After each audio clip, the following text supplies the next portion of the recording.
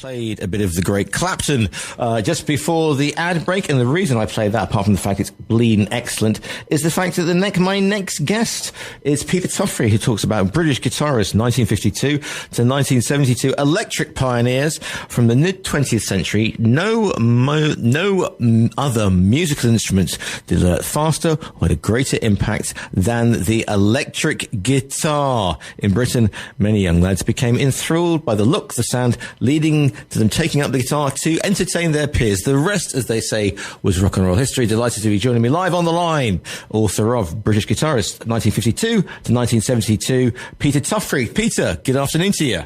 Hello.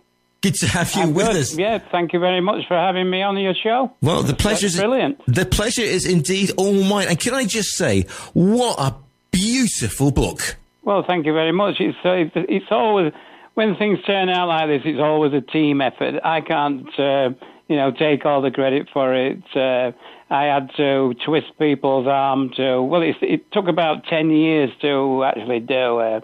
I got in touch with Great Northern Books, and fortunately David Burrell, who's sort of in charge, he had a similar interest, and it bubbled under, shall we say, for about 5 years, and then I finally got the contract, and away we went. And then, of course, we had the COVID in between, so it's taken 10 years, but I suppose it should have really taken 2.5, something like that. Yeah, but it's the biggest book I've done so far, and I've done about 130, mainly sort of local history, but I've concentrated on guitarists and railways, really.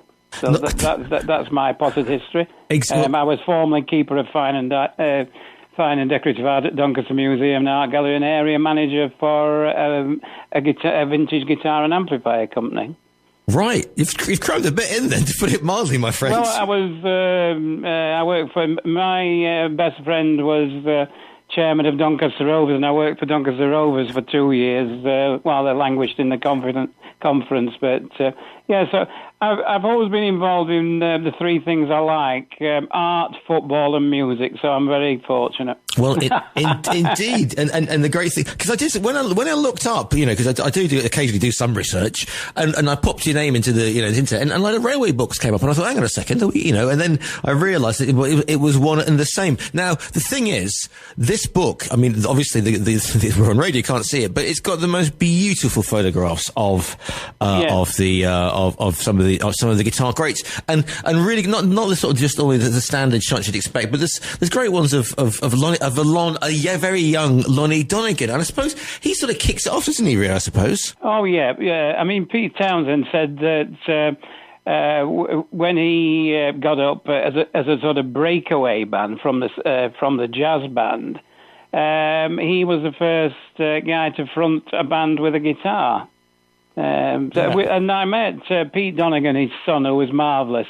Just to go back to the photographs, it was always going to be a minefield with the photographs, because people, if you want to reproduce a photograph of a famous person, particularly a pop star, you could be paying the earth. And so that's what I say, it came back to a team effort, because David Burrell worked out a deal with Alameda Photo Archive, and most of their pictures online. So I just went through, and it was marvelous, just picking out the photographs that you liked of the star. Can I just say, my favourite guitar, because I play rooted in the 60s, is the psychedelic guitar of Eric Clapton. So I made sure that we had, if there was one available on Alameda sale, I made sure that we bought that one and then had it as a large photograph. That was your special treat for you. I saw that. It's a bit self-indulgent, but I mean, it was one of the first guitars to have all the paint, to have a paint job, Yeah, and I hear that it's come up for sale again recently. So, we should put a bid in for it then. I can see it now. Yeah, but it's a particularly brilliant period, isn't it? Because those 20 years, you see the development of the guitar itself. You see all this great music flooding in from to Because kids these days, you see, they don't get it. They can just go and download stuff. But back in the day, you had to go down to a record store, or even more, get the imports coming into the American air bases in the UK, and that's how loads of people discovered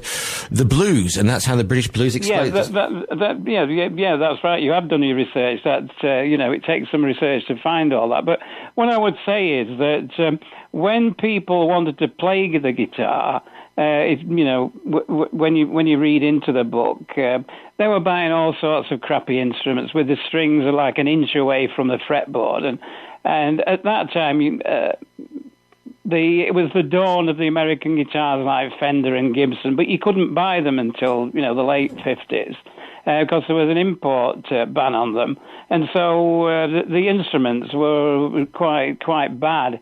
And Joe Brown was one of the first to have a Gibson guitar, and a lot of people followed after that. So in the book, it sort of traces not only the sort of growth of the electric guitar, but the growth of where you can actually, or what you could actually buy, and what period you could actually buy it from. And then, of course, everybody wanted to have amplified guitars, particularly with all the screaming in the 60s. And so amplifiers got more powerful. And then people were experimenting with sounds. And so you got all these effect pedals as well. And one thing I tried to do is that when I mentioned anything about a particular guitarist, you'll see that we've got little pullouts where I've got potted history of, say, a particular guitar company and a guitar amplification company and a guitar pedal company. So, whilst I've written a lot of local history books, and I've done historical articles for the Yorkshire Post, it was very much of a same thing where you had to do intense research. So it was just a case of switching the focus, I think, really. Yeah, and lots. I mean, Mike Pender gets in there, and he's showing off a great bunch of guitars. He's got everything from a Rickenbacker, one of my favourites, the Rickenbacker, through to Stratocasters, through to Audio Pros, etc. I mean, that's a brilliant library. Yeah. Well, that was particularly great for me because I'm 70, and at junior school, 63 to 64, that's when the beat boom started with the Kinks, the Beatles, the Stones, and the Searchers, who were massive. And I really loved the Searchers, and so to meet Mike Pender after all those years was brilliant, and he welcomed us into his house. My son Tristram helped me with the research as well. Yeah. And when the two of us went down to his house, which is sort of in the Wrexham, North Wales area, he made us coffee and he made us a pizza, and I took photographs of him, and it was great, for somebody who you'd seen on the telly and on Thank You Lucky Stars and all those sort of programs in the early 60s, to actually be sat with him, it was just great. Absolutely. And also, you've got some iconic, I mean, there's pictures of the Flying V. Now, that's an iconic guitar, isn't it? The Flying V. Oh, yeah. Yeah, it's great. I mean, that guitar, I think you're probably talking about the Flying V with Dave Davies. You first saw that about 1966, 67. I remember seeing him with it on Top of the Pops when he was doing Susanna's Still Alive or something like that. But he'd actually had it a little bit before that. And then, of course, another guy who uses the Flying V is Andy Powell of Wishbone Ash. Yeah. And I was fortunate to, he was playing at home Furt. I live in Doncaster, and so he invited us over before the concert, and I did quite a large interview with him. Brilliant. Also, the other thing, and I hoped you were going to mention him in your book, and striding over those early guitar heroes like a Colossus, Bert Weedon. And you got a picture, picture of him with a semi-acoustic, and it's. I know it sounds silly now, but the impact that man had on leads of guitars. Everybody that you read about, all sorts of people like Eric Clapton and many others. And I remember when he was on the 5 o'clock club in the early 60s, and he used to play a little bit of guitar then, but unfortunately, I didn't meet him. He sort of died some years before, but I would love to meet him because he's like a grandfather of the electric guitar. Yeah. And so are the Shadows, really. And this thing about melody in a guitar break, and it makes it, I think. I mean, there's a famous quote from George Harrison that when he was asked to produce or come up with a guitar break, he always wanted to have a melody. So he used to go away and play and come up with a melody and then go back to the rest of them and say, this is what I've got. And, yeah. I think that's missing from rock now. I mean, probably people will disagree. The people, the shredders and all that sort of thing. I suppose you can find melody in that. I'm sure, But the thing is, but surely it's part of the thing is yes, it's very easy to go. It's like singing. It's like singing. It's very easy to do a complete Mariah Carey and go over the scale, but if you just hit one note really well or understated, which Harrison was, he could shred the best of them, but his style was, understated, or you think of those great gaps in between the Lennon and McCartney, lyrics and music. Yeah, that's good. I mean, it wasn't planned, but he's the largest section in the book. I don't know how that turned out, but he's got the... George Harrison, yeah.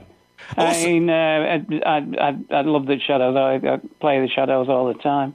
Also, we're talking about the equipment. I mean, amplifiers, valve amps now. Yeah. Crash course to the uninitiated. As they heat up, the sound they make is quite something. Yeah, it is. Yeah, I mean, I was fortunate that you probably know that I was area manager for a vintage guitar and amplifier company from 2003 to 2010. And one thing that we did, we bought the high watt trademark, which had been used in the 60s by people like Jethro Tull, The Who, and Pink Floyd. And I was fortunate to be able to be involved in... Well, I did all the PR for high watts, and we got people like The Killers. If you watch The Killers Human video, you'll see piles and piles of high watts. And when I met them, they said that they were in love with high watt right from them starting. And there's a video of them doing this Human in the middle of the desert. And they said that they were so thrilled to be using high watt. Each member carried a large piece of high watt so that they can do the video. And there's tons of it in the video. I was just when I got a call from their management to say, "Oh, we've done this video with all the high watt," that was great. How difficult is it to cut it down to a reasonable size? Because you think about Very difficult. Yeah. Very difficult. We did miss one or two people out, but I think we've got a pretty broad cover, I think, really. Yeah, I mean... there were some people in the 60s who didn't... In all this, as you can imagine, you've got egos involved.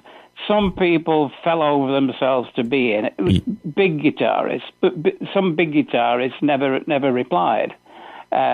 So we tried all sorts of things. I mean, I had a lot of contacts through being in the music industry and used them a lot, but sometimes it works and sometimes it didn't. I think one of the best links I got was with Alan Parker, right? Who was in the book, and people haven't heard of Alan Parker, but he was part of the group Blue Mink, which was a joining together of session musicians. They were all session musicians, and he was just the number of things that he's played on. Because that was the thing in the 60s. Whilst you'd got this growth as well, you'd got record companies saying, well, these musicians can't play, we'll bring session musicians in to cut the time down and cut the costs down. And that's what Alan Parker was going from studio to studio. So it was really good to meet him. And one thing that I found out about him, because I asked all these guitarists, how did they tune the guitar? Yeah. Because in those days, there was none of these electronic tuners and all this thing. And I said to Alan Parker, how did you learn to tune the guitar? I said, I didn't bother. I said, what do you mean?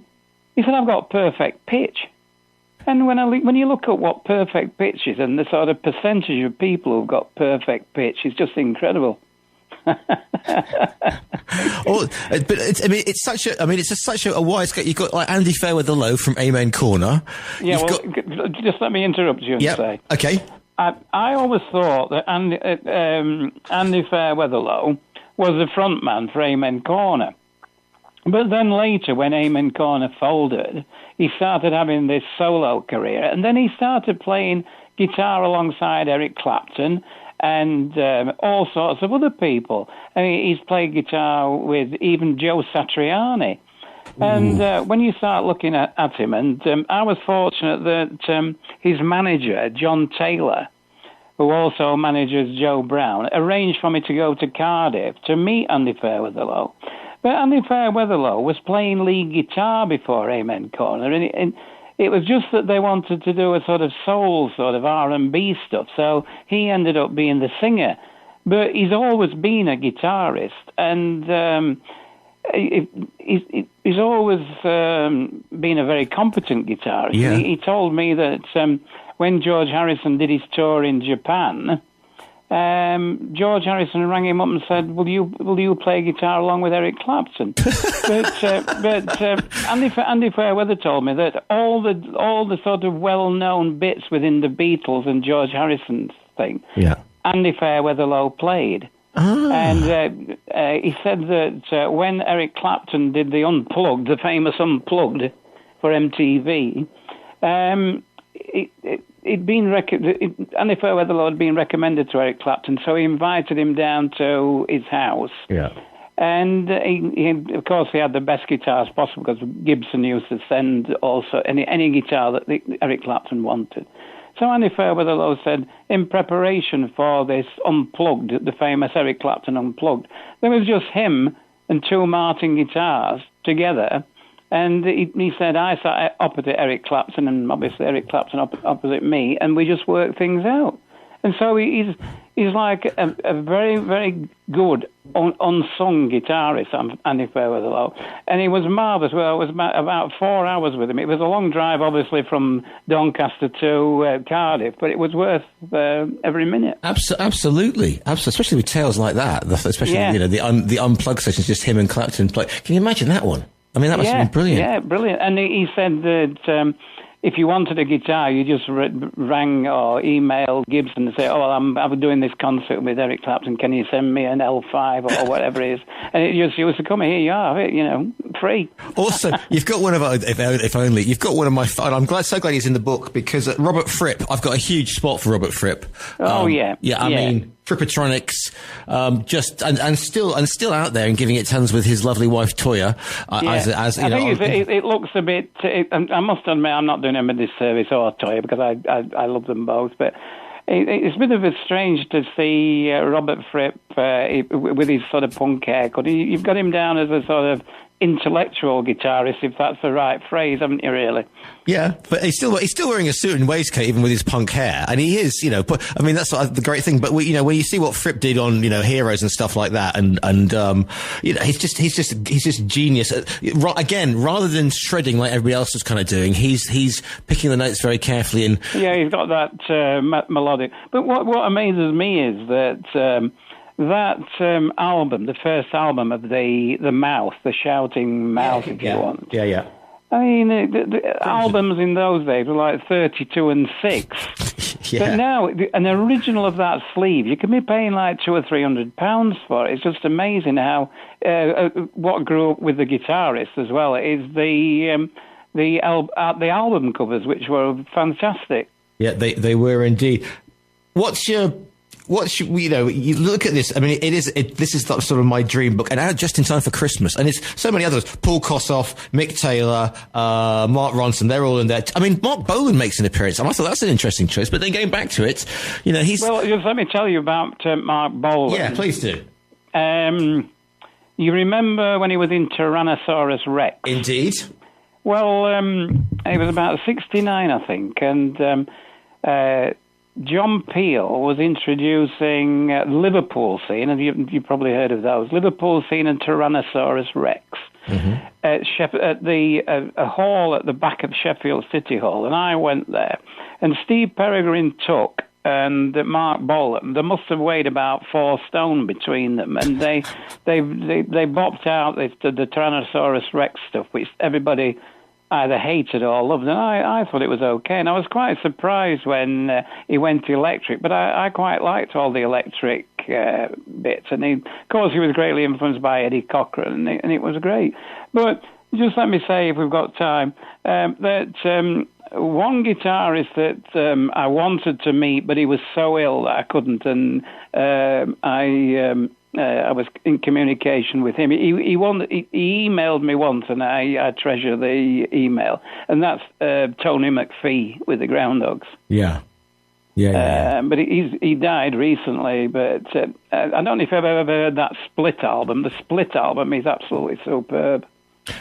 Once you hope that, I mean, for those who know, for those who think they know music, it's going to be great, because there's so many people in there you think, hang on a second, like Andy Fairweather Low, you know, if people don't know who a certain musician is, they can start examining, go down rabbit hole music to find out where they've been, and also B, you can find out what kit they're using as well, which is great stuff. Yeah, well, a lot of people didn't know anything about the Groundhogs. I mean, they did one short American tour, and Tony McPhee broke his hand, so they had to come back. And I think they would have been massive in America. But I hope it goes well anyway. So, and thank you, for the pleasure. Trust me, giving us a window. For the pleasure has been all mine, Peter. Don't worry about that. It looks superb. It absolutely. I mean, just looking at it now, and it's a big. So was it 800 pages, isn't it, or something like that? I think it is. 300. 300. Sorry. Pages. Have you actually got an original copy? I haven't got because of El Breze. It gets difficult to get original, because I'm looking on an online copy, if you like. So I'm right. Okay. Well, I'll get them to send it. If you can email. Don't worry about that. That's done. That's my Christmas present. Thank you very much. Anyway, the book. If people want to find you online, do you do the internet? Or is it best to find you through Great Northern Books? Great Northern Books, yeah. Well, listen. Congratulations on the book. The book is called British Guitarists, 1952 to 1972. Who is your favourite guitarist?